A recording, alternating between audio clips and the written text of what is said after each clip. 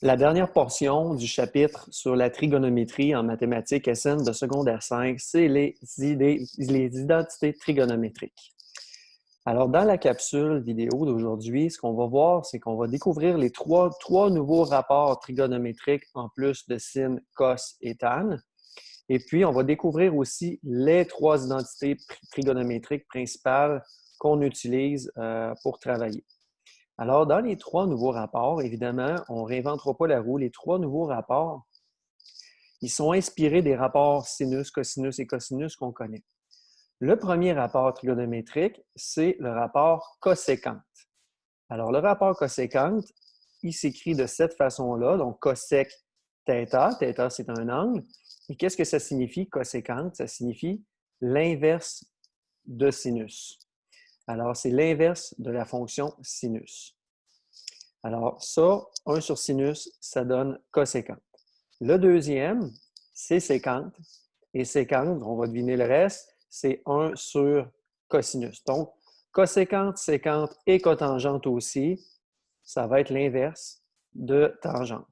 Donc, les trois nouveaux rapports ne sont pas tout à fait étrangers. C'est l'inverse des trois fonctions trigonométriques qu'on connaît, sinus, cosinus et tangente.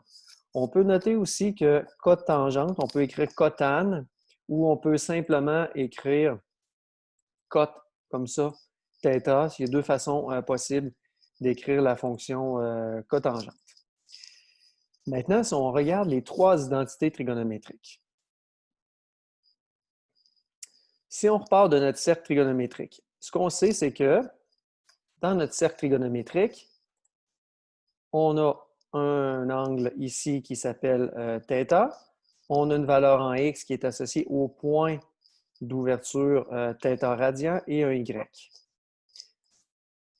Donc, on connaît aussi que pour trouver la valeur en x d'un angle, on fait le cosinus de cet angle-là en radian et la valeur en y, c'est le sinus. L'identité numéro 1 est inspirée encore une fois de notre cercle trigonométrique. En fait, si on applique une relation de Pythagore dans ce cercle-là appliqué au triangle rectangle ici et qu'on écrit la relation de Pythagore, on va être capable de dire que x au carré plus y au carré égale à 1 au carré. Par contre, on sait que x, c'est cosinus θ, puis y, c'est cosinus θ. Alors, ce qu'on peut affirmer à ce moment-là, c'est qu'on peut remplacer x et y et tout simplement écrire cos et sin au carré. Très important, le carré ici il doit être entre le cosinus et l'angle pour symboliser que c'est tout le cosinus qui est au carré. D'accord? Donc, c'est cos θ fois cos θ. Si on applique le carré uniquement un petit peu à droite, qu'on l'applique juste à l'angle, à ce moment-là, ce qu'on est en train de dire, c'est que c'est uniquement l'angle qui est au carré. Alors, voici la première identité trigonométrique qu'on va utiliser. La deuxième identité est inspirée, encore une fois, de la première. Donc, si on prend la première identité et qu'on divise chacun des termes de l'identité par cos carré, donc d'où ça vient cette idée-là, ce n'est pas important, mais disons qu'on décide de diviser par cos carré, ce qu'on va avoir ici, c'est qu'on va avoir 1 de cette manière-là, sin carré sur cos carré, donc on sait déjà que sin sur cos, c'est tangente, on a vu ça dans les chapitres précédents à celui-là. Alors, sin carré sur cos carré, ça va donner tangente carré.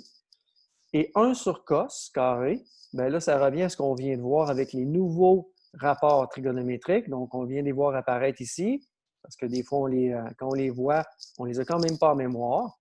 Donc, 1 sur cos, on se rappelle que c'est 50. Alors, 1 sur cos carré, ça va donner 50 carré. Et on a notre deuxième identité trigonométrique. Pardon. La troisième, on part encore une fois de l'identité numéro 1. On divise chacun des termes par sin carré au lieu de cos carré. Et ce que ça donne la chose suivante. Donc, 1 sur sin carré, inspiré de notre deuxième rapport ici, ça va donner coséquente carré. Sin carré sur cos carré, sin carré sur sin carré, pardon, ça donne 1. Et cos sur sin, c'est l'inverse de sin sur cos. Sin sur cos, on sait que c'est tangente. Alors, si on applique 1 sur sin sur cos, Si on revient un petit peu ici, donc je pense qu'on l'avait à droite ici comme ça. Donc, 1 sur tan, c'est ça ici. Tangente ici, c'est sin sur cos. Alors, si on simplifie ça, au lieu de faire 1 divisé par sin sur cos, et qu'on fait 1 fois l'inverse de sin sur cos, donc cos sur sin, on obtient cos sur sin. Donc, tan, tangente, c'est sin sur cos. Puis cot, c'est l'inverse de tangente, donc c'est l'inverse de sin sur cos, cos sur sin.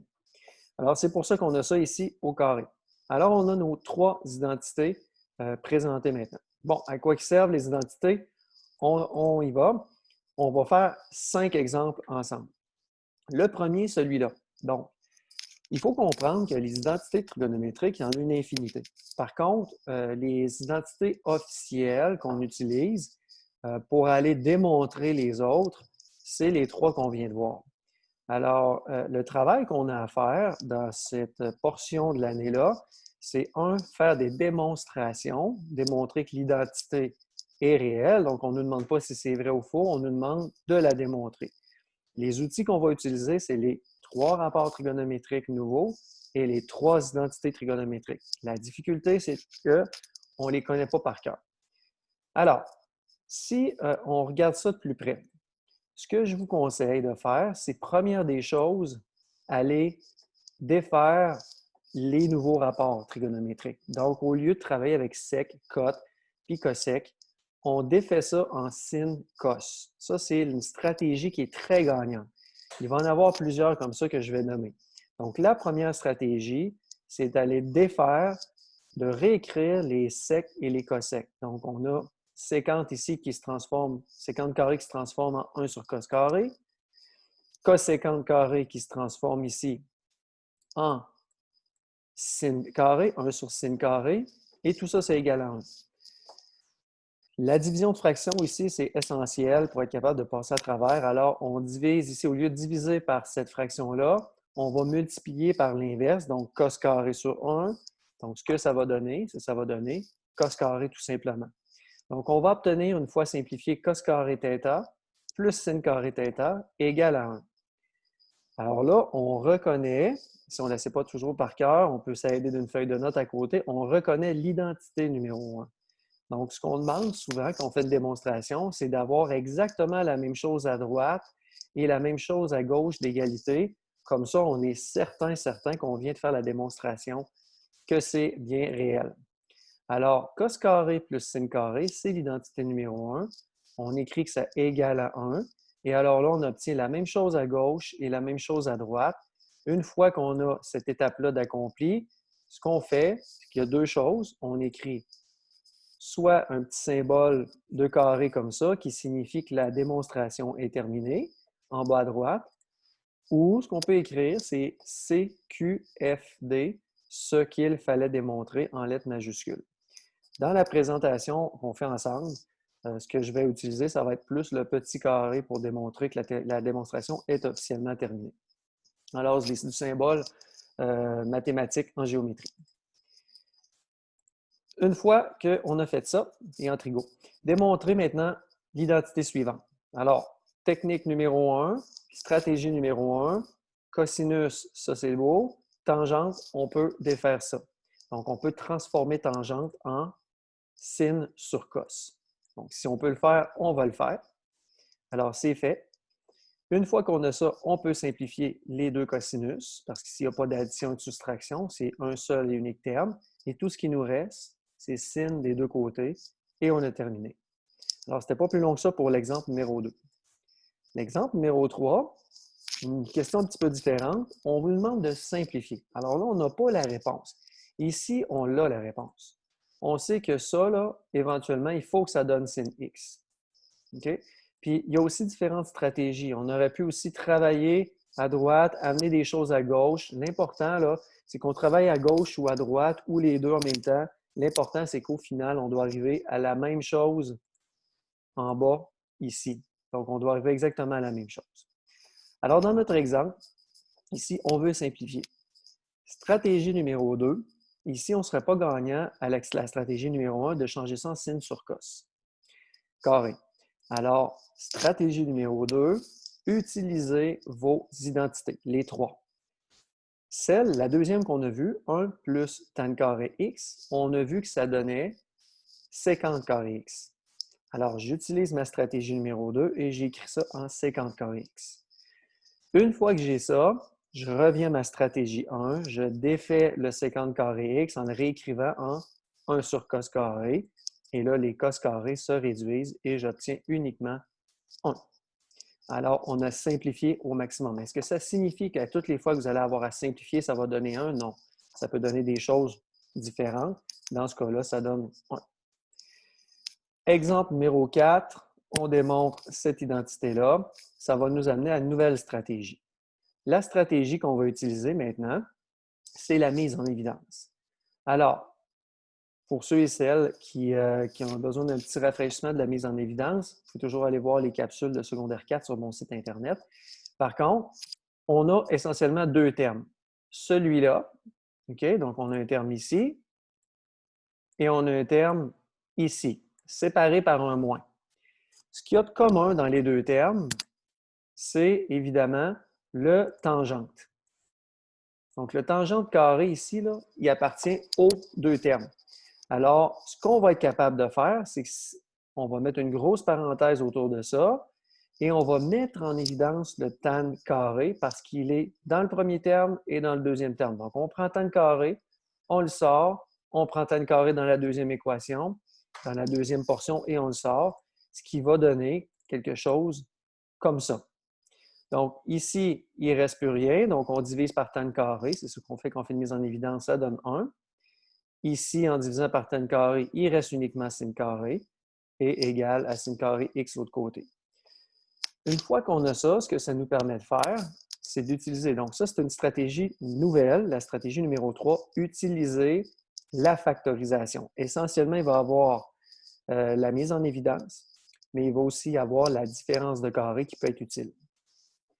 Dans ce cas-là, ça a été la mise en évidence.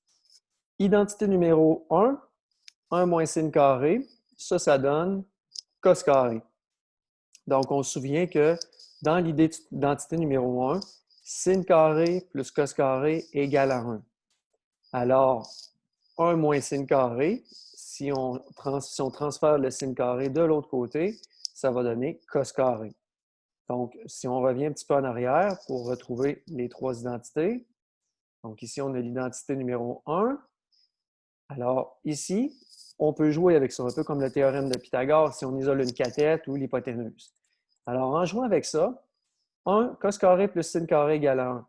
Si j'envoie le sin carré de l'autre côté, en faisant moins sin carré, je vais avoir 1 moins sin carré égale à cos carré. Donc, c'est une variation d'identité numéro 1. Maintenant, si j'envoie le cos carré de ce côté-là, ça va donner 1 moins cos carré égale à sin carré. Alors, c'est une autre variation. Donc, il y a trois façons, mais essentiellement, on revient toujours à l'identité numéro 1. Alors, on retourne où est-ce que nous étions tout à l'heure. Ici. Et voilà, donc on était rendu à cet endroit-là. Donc, on vient de transformer 1 moins sin carré en cos carré. Pourquoi on ne revient pas, on n'essaie pas la stratégie numéro 1? Fait que là, si on les répète, stratégie numéro 1, défaire tout ce qui n'est pas en sin ou en cos et le réécrire en sin cos. Ici, en partant, si on l'avait fait, ça n'aurait pas été très aidant. Ça aurait été un peu plus long. On aurait eu moyen de le faire quand même, mais un peu plus long. Ici, j'ai fait une mise en évidence. Une fois que j'ai fait une mise en évidence, identité numéro 1, ici, cos carré, et le tan carré ici, je vais utiliser ma stratégie numéro 1 pour aller les réécrire en sin carré sur cos carré. Ça me permet de simplifier et de finaliser la démonstration. Maintenant, donc, on vient de voir trois stratégies. Maintenant, si on s'attaque à celui-là, on va découvrir une quatrième stratégie. La quatrième stratégie, ça consiste à placer les termes sous le même dénominateur. Alors ici, ce qu'on a, c'est qu'on a une fraction ici. Ici, on a une fraction cachée un peu qui est sur 1, mais l'objectif final, c'est d'arriver à un seul et unique terme où est-ce qu'il n'y a plus de plus et moins. Alors, l'objectif à droite nous donne la stratégie qu'on doit utiliser. Alors, ce qu'on doit faire, c'est absolument fusionner ces deux termes-là. Pour les fusionner, il faut les soustraire ensemble.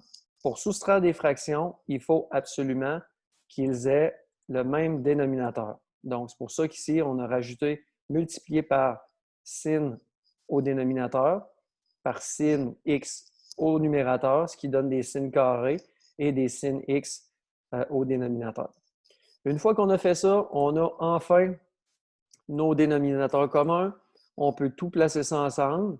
C'est ce qu'on va faire. Donc, on fusionne les deux, on soustrait en fait les deux fractions. Et là, ce que je m'aperçois, c'est que là, j'ai terminé ma stratégie numéro 4. Et là, ben, j'aperçois une petite identité ici pratique. C'est l'identité numéro 1 qui se transforme en cos carré. Et une fois que j'ai ça, j'ai pas mal terminé d'éplucher ce que je pouvais faire, de purifier mon côté gauche. Alors, une fois que je suis là, je tournerai en rond de retourner comme ça. Alors, dans ce temps-là, je regarde à droite qu'est-ce que je peux faire. À droite, il y a un cotangente ici. Donc, je vais défaire le cotangente de cette façon-là. Ici, on a juste séparé le cos carré en cos fois cos. Ici, donc, dans le fond, on procède d'une façon différente. Donc, ici, on aurait pu tout simplement défaire le cotangente, marquer que c'est cos sur sin. Alors, on aurait eu cos fois cos x fois cos x sur sin x, ce qui donne exactement ce qu'il y a à gauche ici. Donc, on aurait pu travailler le membre de droite pour arriver et finaliser le membre de gauche ou arriver à un cos carré x en haut ici. Peu importe qu'on travaille à gauche ou à droite ou qu'on envoie des choses à gauche ou à droite avec l'algèbre correcte, c'est bon s'il s'agit juste d'arriver à la même chose au final. Et ici, l'autre stratégie qu'on a utilisée, c'est de s'apercevoir que lorsqu'on défait le cos carré, on voit qu'il y a un seul et unique terme. On voit qu'il y a un cos x sur sin x, puis ça, c'est cotangente. Et une fois qu'on a ça, on a la même chose à gauche et à droite, des deux côtés de l'égalité, et on a terminé la démonstration. Alors, on résume. Stratégie numéro 1, transformer toutes les expressions trigonométriques en cos sin. Stratégie numéro 2, utiliser les trois identités trigonométriques. Stratégie numéro 3, utiliser la factorisation, soit avec la mise en évidence, soit avec la différence de carré. Là, ici, on n'a pas vu d'exemple, mais il y en a dans certains examens et exercices. Stratégie numéro 4, placer les deux termes sous le même dénominateur et les fusionner quand c'est le cas, quand on a deux ou trois termes d'un côté et un seul de l'autre côté. Alors, c'est ce qui complète la démonstration d'aujourd'hui sur les identités et les nouveaux rapports trigonométriques.